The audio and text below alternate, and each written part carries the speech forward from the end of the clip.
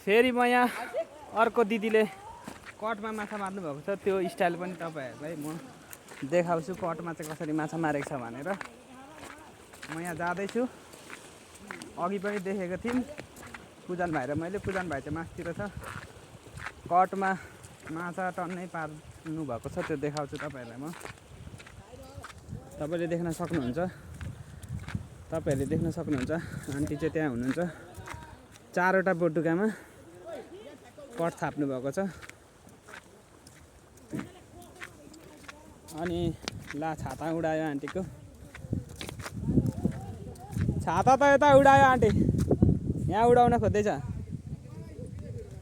अनि आन्टीको पनि माछा चाहिँ यति भइसकेको छ। यो भर्खर आउनुभएको आन्टी चाहिँ यहाँ माछा मार्न, अहिले भरेसम्ममा चाहिँ टन्नै मार्नुहुन्छ। माछा चाहिँ यस्तो छ। अनि यो बोटुकामा थाप्नको लागि यो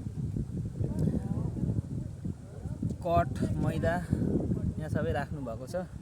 अब आन्टी पनि आउँदै हुनुहुन्छ, कटमा चाहिँ कसरी माछा पार्नुहुन्छ भन्ने कुरा म तपाईँहरूलाई देखाउँछु। हल्का तपाईँहरूले वेट गर्नुपर्ने हुन्छ। पछाडि देख्न सक्नुहुन्छ आन्टी आइराख्नु भएको छ। कटमा माछा पारेको चाहिँ म तपाईँहरूलाई देखाउँछु, कतिलाई त थाहा पनि होला। अनि भोलि हामी पनि यसरी कटमा माछा मार्ने प्लान बनाएको छौँ, पूजन र मैले। यहाँ देखाइदिनु त माछा, भिडियो बनाइरहेको छु कि माछा